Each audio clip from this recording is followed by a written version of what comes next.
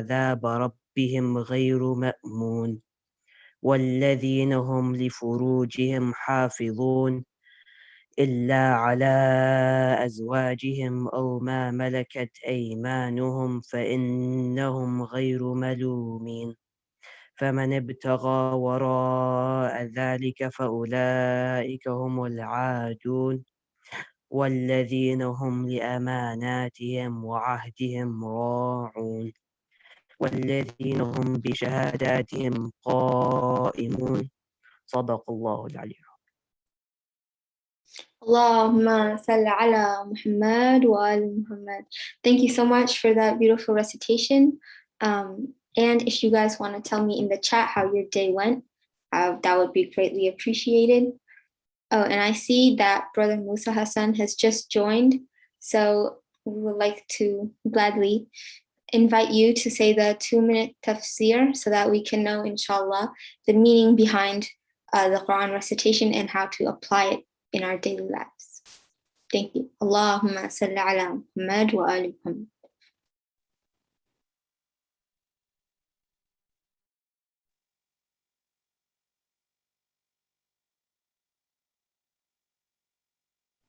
Okay, so I guess we'll just give him a minute.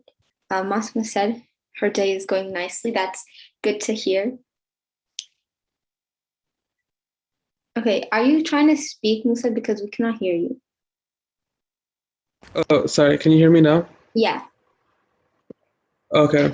Sorry, I had some connection issues, so I joined just now. You're good. So I'll give the translation and a little bit of tafsir for the ayahs of Surah Ma'arij, between the ayahs of around 20 to 27 or so.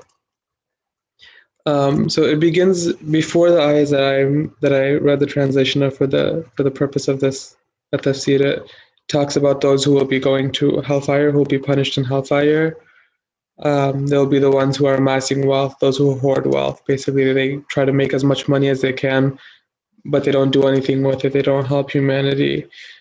Those when they have a chance to give charity, they don't. They're upset. They don't want to give charity. Those who get upset or impatient when misfortune falls on them. And then the ayah 21 says, all are such, these are all those people except those who pray, those who persevere in their prayers.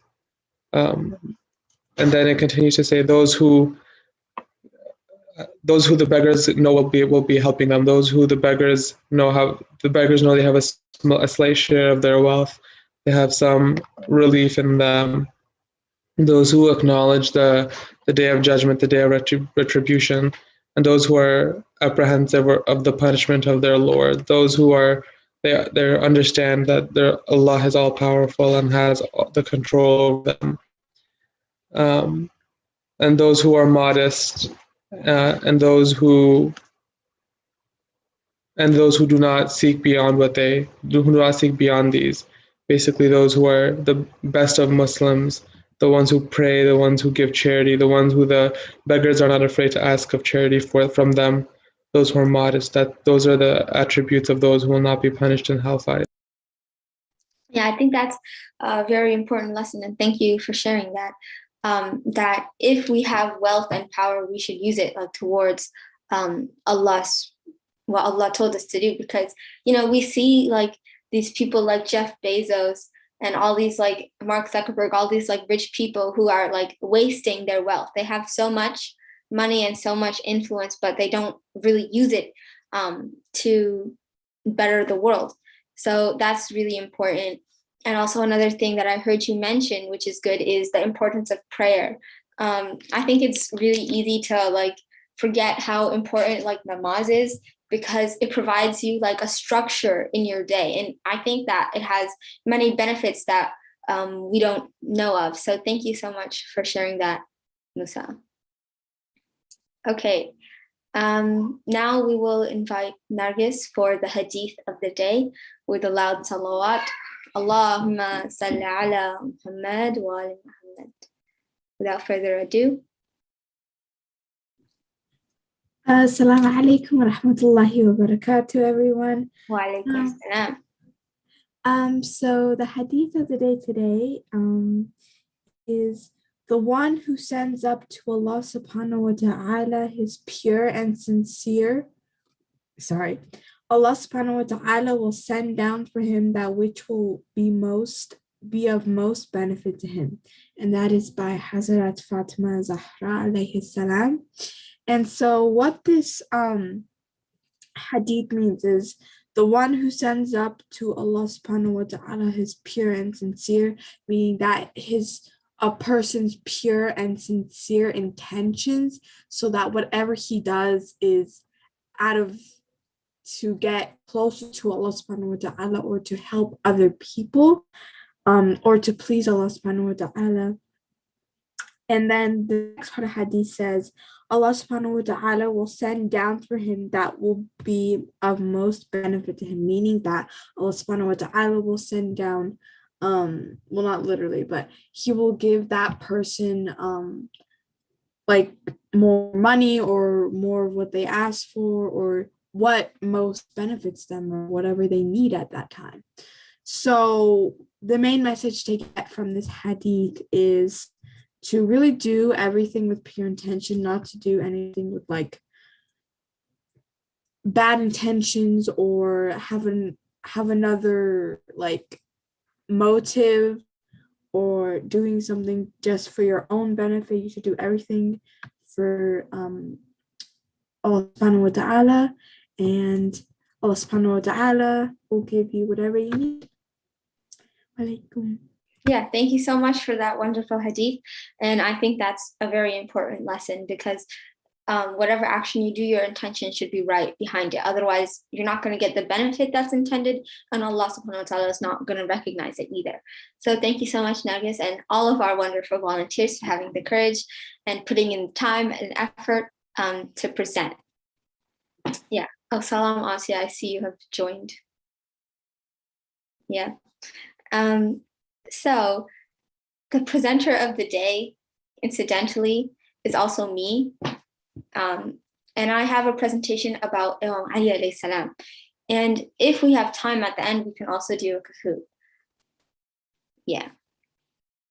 So while I'm pulling that up for the new people who have joined, can someone just raise their hand or unmute and tell me, why is today so special? It's not really special, but it's because it's the martyrdom of Imam Ali alayhi salam. I mean, technically that was yesterday. Like, there's another thing that is happening today, like especially in the night. Laylatul Qadr. Yeah, today is Laylatul Qadr, the 23rd of Ramadan. Like Shia, us, we think it's on the 23rd. Sunnis think it's on the 27th, but for us, we think it's the 23rd. But obviously, everyone should do their best to do it on every odd night. Okay, so let me share my screen, and I'm going to be asking you guys questions. So make sure you don't tune out too much. Okay, here we go.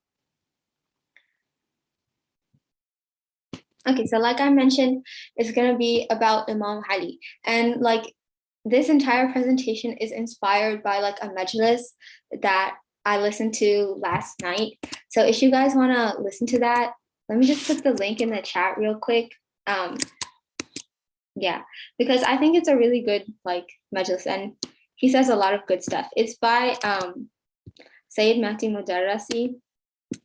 Yeah, here, let me just give this link to you guys. Okay, there you go. Okay, so first we're just going to start with an easy question. Who is Imam Ali alayhi salam?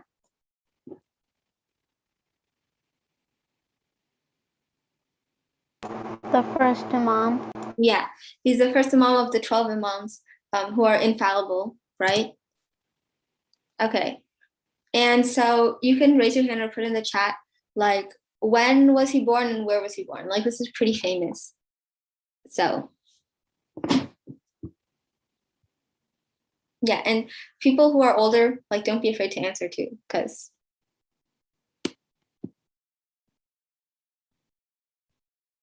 yeah.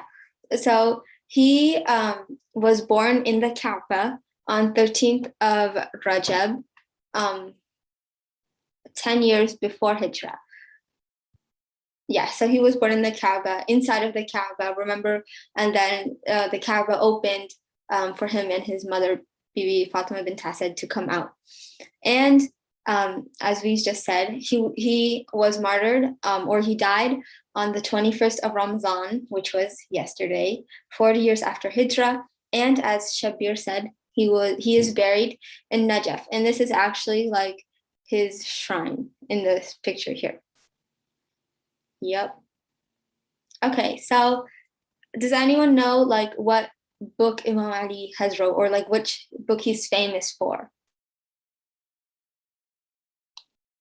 What about, yeah. Okay, so, oh. Nahjul Balagha. Yeah, you're right, Nahj al-Balagha. And inside Nahj al-Balagha, there's like a bunch of his sermons, lectures, and there's also like letters he's written to people. And like an interesting thing is, do you guys know what the United Nations is? It's basically like in the present day, it's like this like organization that has like a bunch of different countries, like the United States, China, basically all the countries are in the United States. So this guy in a speech, he actually like made reference to a letter Imam Ali sent. I forgot to who, but he actually quoted that letter. So that was kind of, you know, a good thing. Okay, so this is kind of a controversial topic. But if anyone like knows, how does our idea of like Imam Ali, or who we think he is, how's that different from who Sunnis think he is? Yeah, you're raising your hand. They think he's the fourth Khalif, and they don't think he's the first Imam because they don't believe in Imams. Yeah, that's exactly it. Like they don't think he is infallible, and they basically don't believe in the Imams, because they think the Prophet did not leave like a successor. But we know that he left the 12 Imams. Well, he didn't. Allah told him that the 12 Imams will be the successor after him, and they're like infallible. They're not, susceptible to sin. While the Sunnis don't believe in the Imamah, and they believe that there needs to be like elected Khalifas. Yeah. So does anyone know about Ghadir Qum, like what it is, or like when it took place?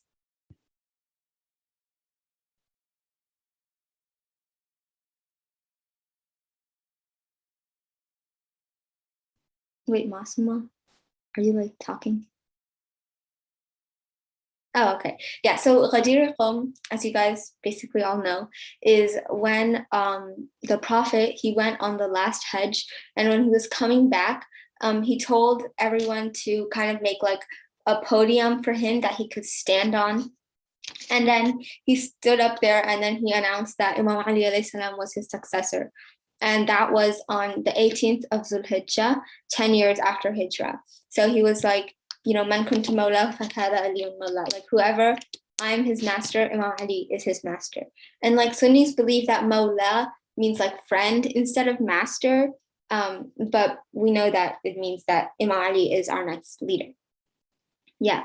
And then another famous thing regarding Ali alayhi salam is Hadith al-Thaqalain, in which the Prophet said, Inni tarakum fikum at-Thaqalain kitabullah wa itrati Ahlul Bayti. Basically, that I'm leaving behind two weighty things, the Ahlul Bayt and the Quran.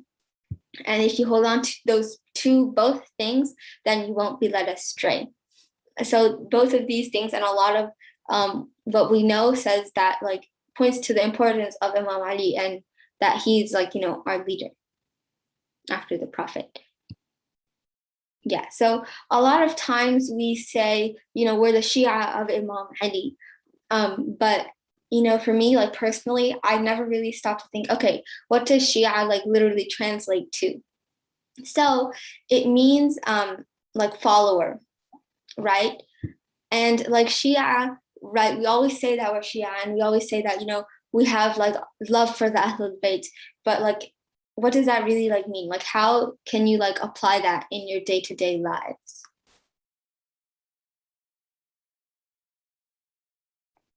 Like, for example, you know, just learning about, oh wait, Amin, did you want to say something?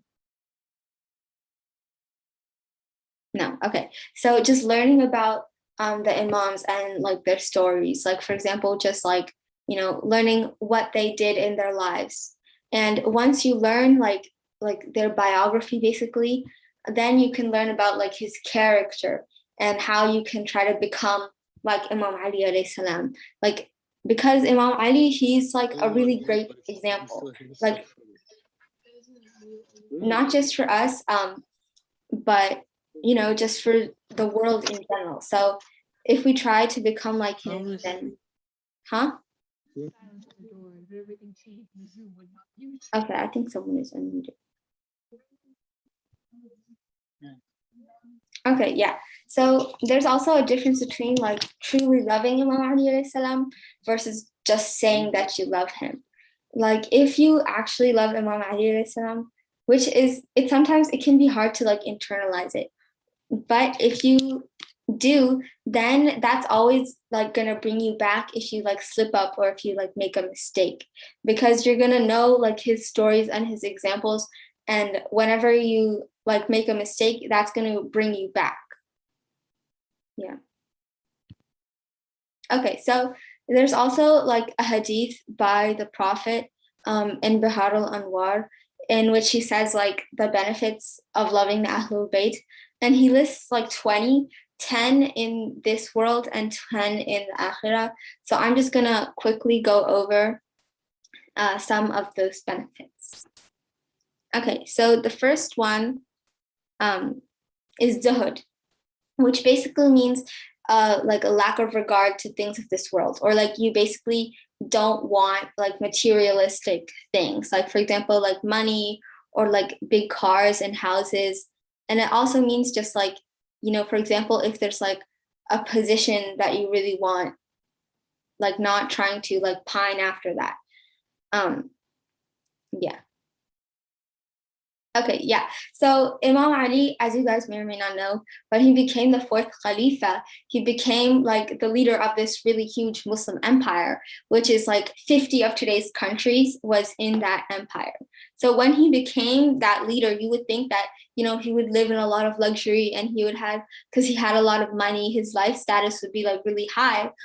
But he actually lived like the poorest person in that empire. He lived on like bread, which was very like rough and hard, and he didn't like take advantage of the things that he had in the empire. So that shows zuhud. Yeah.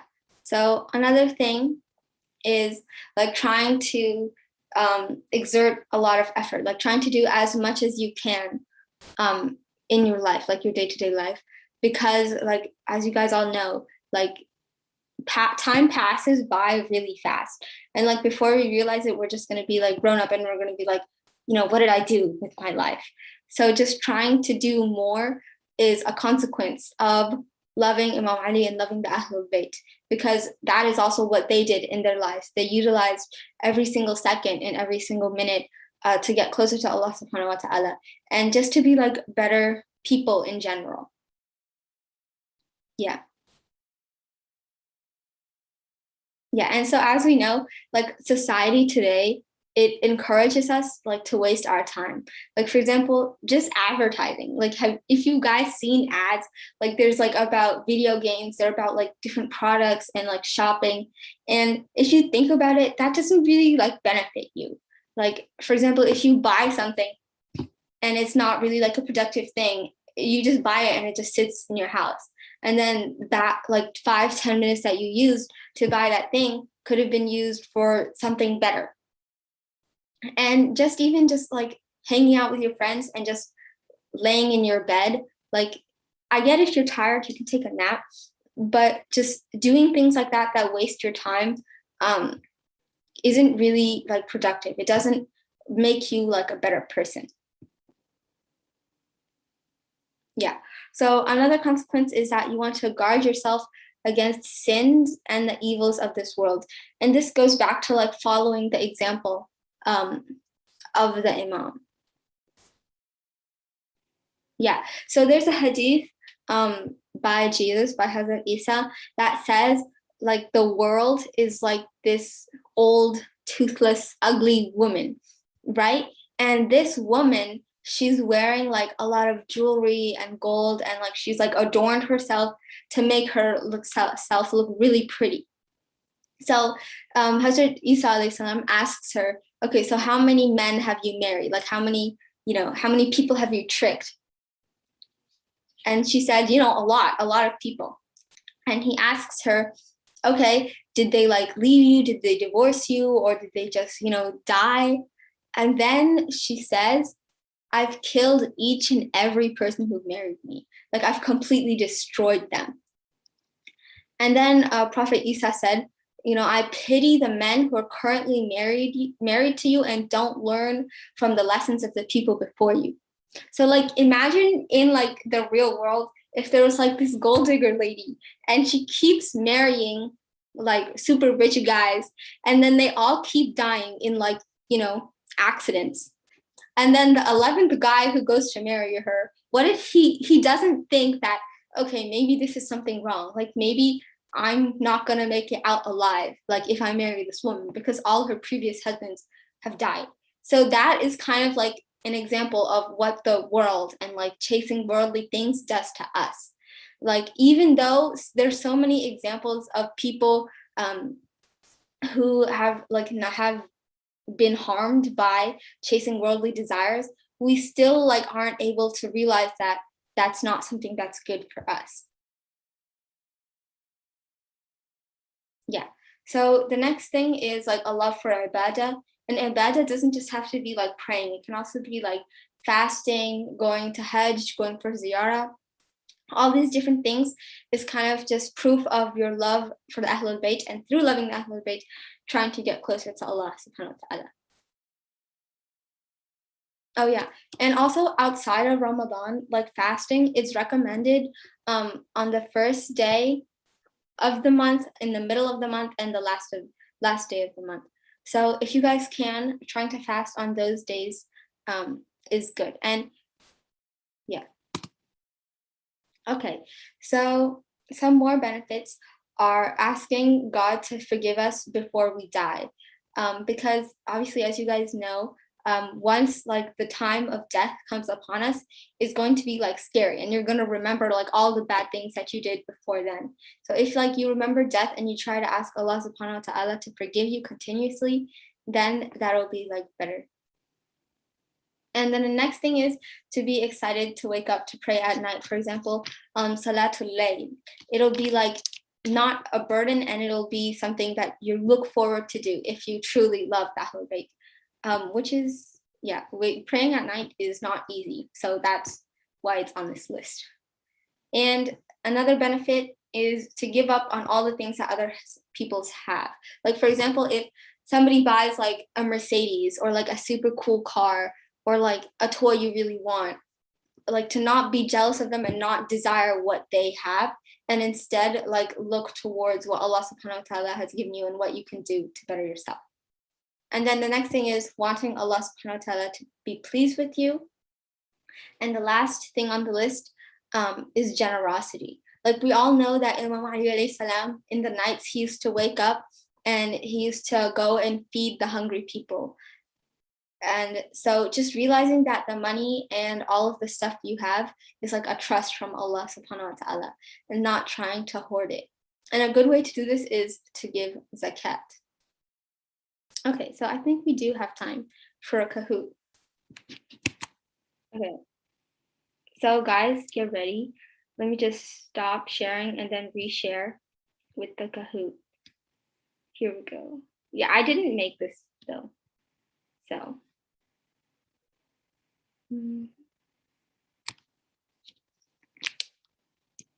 Yeah, you guys are probably like, it's just this lady talking the whole entire time, but inshallah the Kahoot will be fun. So we'll see who remembered how much I said from my presentation.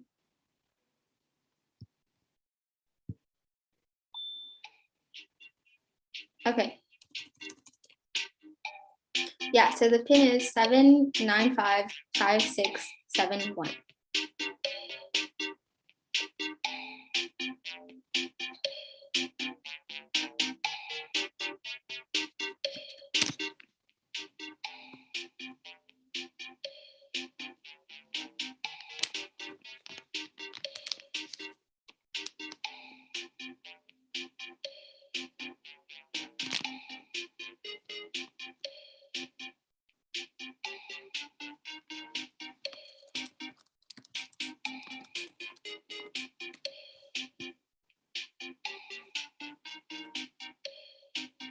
Okay, so I think we'll get started unless like someone is having like internet connections or something. Okay, that's it now. Okay, you guys joined. Okay, yeah, I think that's everyone. Okay, let's go. 3, 2. Okay, in which month was Imam Ali alayhi salam born? Everyone should get this right. Obviously, guys, it's Muharram. You know, it's not Muharram.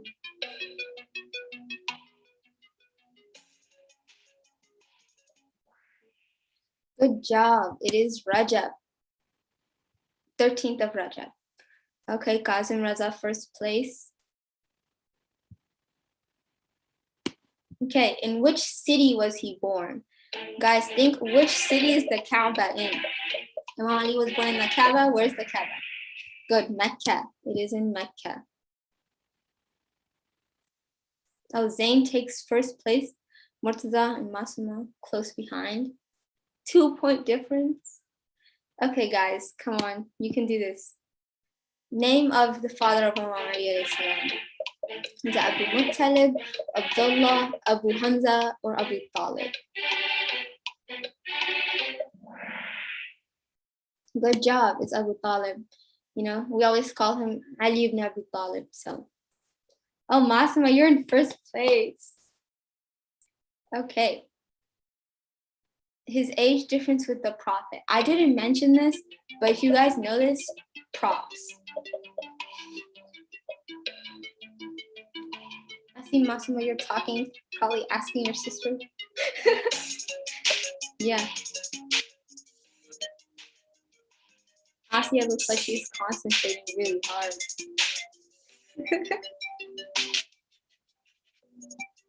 Okay, there's like one person who hasn't answered. Yeah, it's 30. A lot of people got it right. Oh, 4 people just dropped their streak. Masuma, you're still in first place. Shabir, Sakina, Mikhail, Murtaza, I see you. You guys can take it. Okay, this picture relates to which hadith? Okay, if you guys know, this is like a ship. So kind of think, what does ship mean?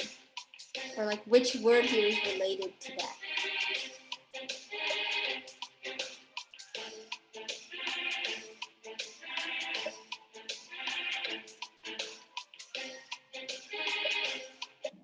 Yeah, Safina. Okay, I don't know the exact hadith, so I don't want to like mess it up by saying something that I didn't know. But I'm pretty sure people here have heard of that hadith. Okay, in which month was Ghadir? Muharram, Zulhijjah, Rajab, or Safar? Yeah, if you guys put Muharram, I'm probably gonna be mad because it's definitely not Muharram. Yeah, it's Zulhijjah, the 18th of Zulhijjah. My Sunday school teacher like drilled that into our heads. I'm not even lying. She asks us like every single class. Okay, Prophet said, Ali is to me as blank was to Musa. Yunus was to Musa, Hazrat Isa, Hazrat Nuh, or Harun. Yeah, it seems like a lot of people know this. They already have 13 answers. Yeah, Harun was to Musa. They had a very similar like successorship relationship. Masuma still hanging on to the first place. Come on, guys. The name of his brother who migrated to Africa to help spread the message of Islam. Yeah, I think he actually migrated to Abyssinia, right, if I'm not mistaken.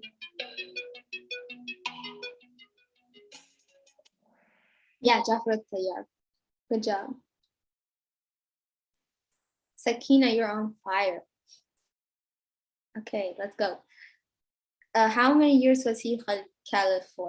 How many years did he have the Khilafah?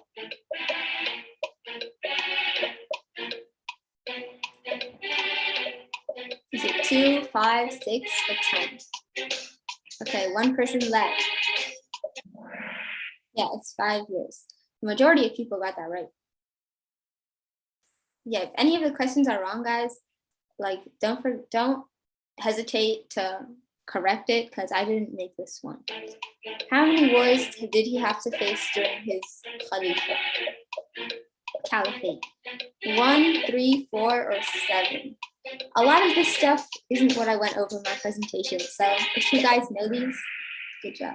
Yeah, 3 years. Seems like a lot of people are very knowledgeable about Imam Ali alayhi salam.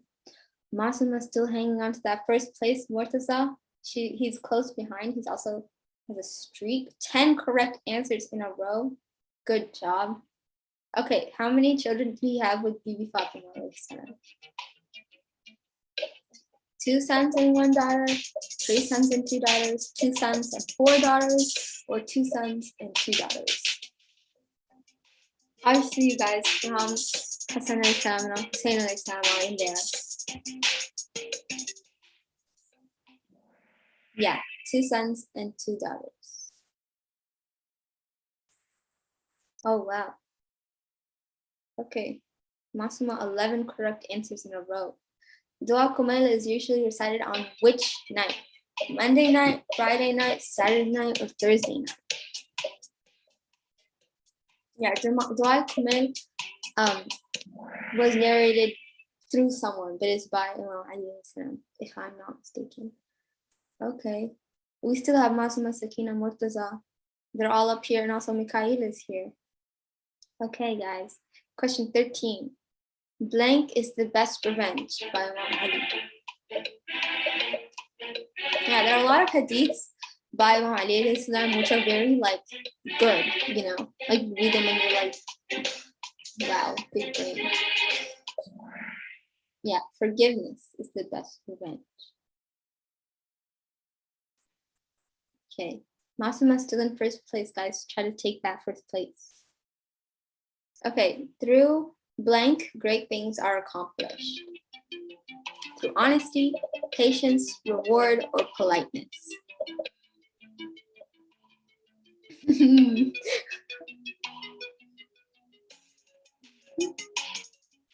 Okay, one person left. Okay, yeah, through patience, great things are accomplished. Masuma, Sakina, Zain, Murtaza, Mustafa. Top 5. Okay, Wadi Salam graveyard in Najaf is the largest in Iraq, Asia, Najaf, or the world. Yeah, a lot of these are like bonus points, guys.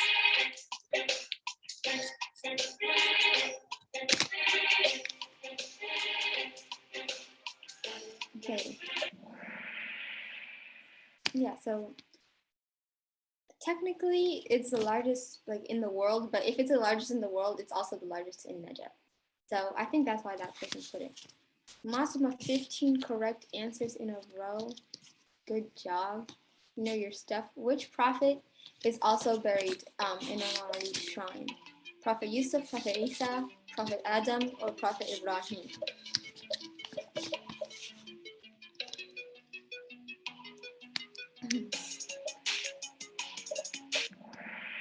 Okay, Prophet Adam. I didn't mention this in the thing. Oh, Jibril with 4 correct answers. Good job. Masuma still in first place. There's like 5 questions left, guys. In which month was he martyred? Okay, everyone should know this. If you guys don't get this, like, where have you been? Is it Safar, Ramadan, Muharram, or Shawwal? Okay, 1 person left. Yeah, it's Ramadan, guys. It was yesterday, 21st of Ramadan. Wow, Masuma. And then Sakina is in second place. Okay, air is made of. This is, I think, like a random trivia question. I don't know why whoever made this put this in here. Oxygen, nitrogen, carbon dioxide, or argon? I don't really know, but I know it's not argon. I'm pretty sure I know which one it is. Yeah, it's nitrogen. It's not actually oxygen. Air doesn't have that much oxygen in it. Like if we breathed like 100% oxygen, we would die. Oh, Shabir, good job. Answer streak of 5. Okay, 3 questions left. Okay, I don't know why they put this. Hardest material in nature. This is like really random. If you guys, why did people do this? Okay, yeah, done. If these are just random, I think I might just skip these. Yeah. Okay. What is the point of these questions? World's most densely populated city? Let me guess. It's probably Tokyo. Guys, just answer Tokyo.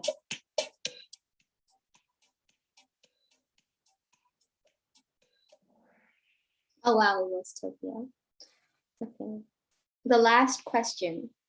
Why is this so random? Most densely populated city in the UK?